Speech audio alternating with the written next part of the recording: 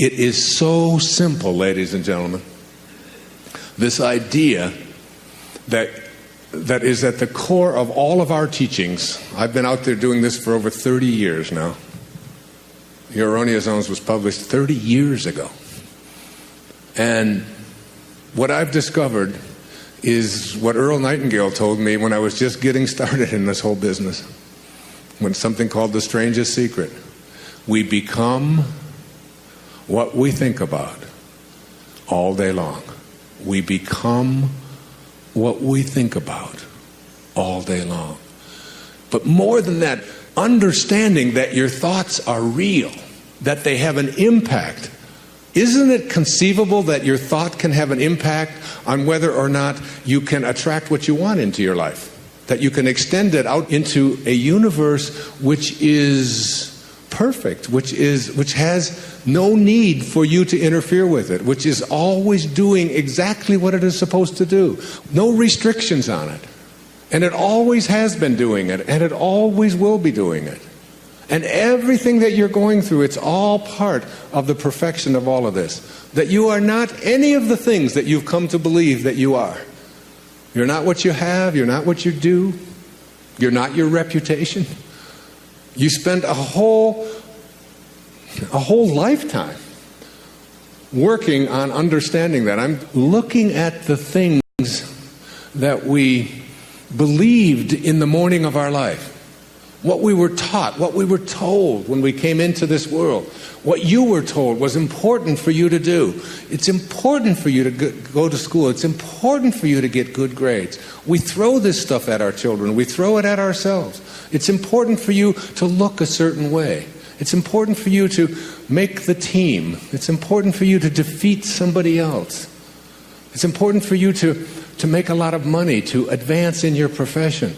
It's important for you to be a good daughter, to be a good mother, to take care of your family. It's important for you to have goals. It's important for you to figure out what other people are doing and get there ahead of them so that they don't get ahead of you. It's important for you to win. I'm just scratching at the surface here of all of these things that we've been conditioned and told, this is what you're here for, this is what it's about. And you bought into it. You just hook, line, and sinker. We took it. We all did. I did too. We all did. And then you get to a point, and I just share with you this one observation from Jung called the stages of life. He says, thoroughly unprepared, we take the step into the afternoon of life.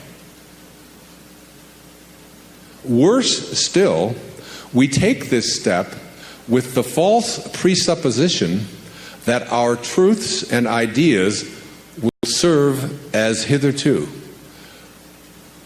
But we cannot live the afternoon of life according to the program of life's morning.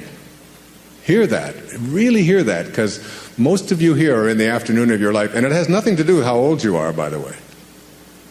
This can happen at 14, or some of you stay in the morning of your life for 16 lifetimes.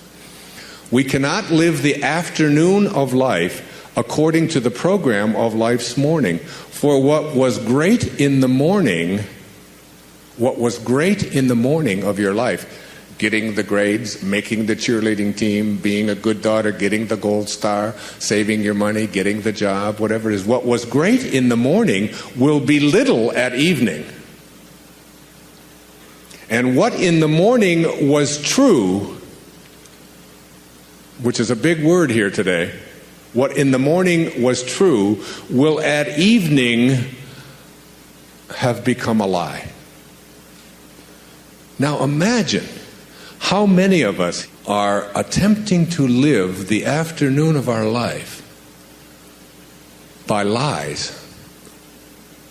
They just don't work anymore. I mean, is the most important thing for you to get ahead of somebody else? To look a certain way?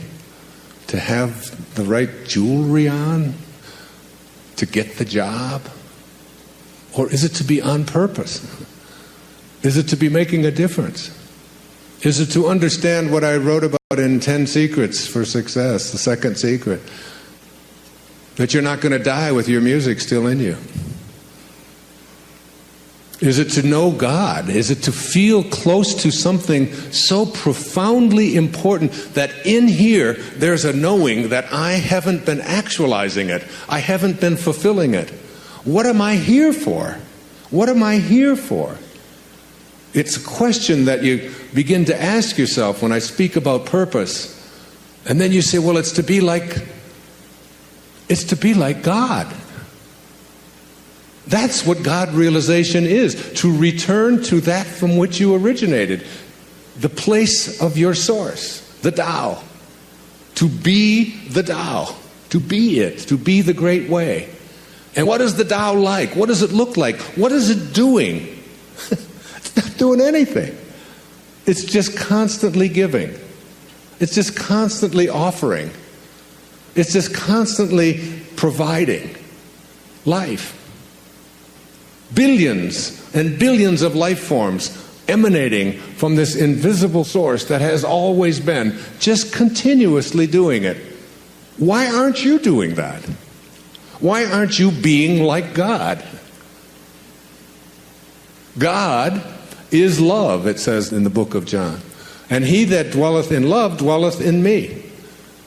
Your objective is to be like God. To return to your source, to your Father, whatever you want to call it.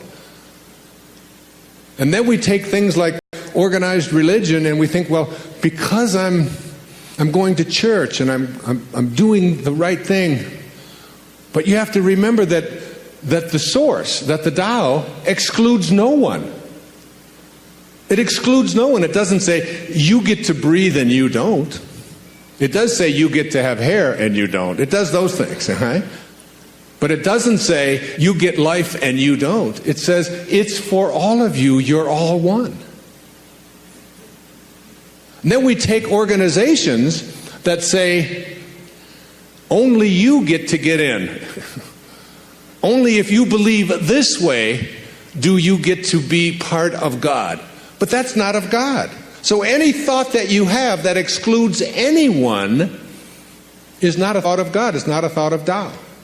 And that's why the number one source of conflicts on our planet today is about organized religions fighting organized religions. And none of it is of God. Anything that divides us weakens us. Anything. Any thought that you have that divides you from somebody else, that makes you better than somebody else, that says this, any judgmental thought at all like that is not a thought of source. And the minute that you leave source, you lose the power to manifest. You lose the power to attract into your life what you want.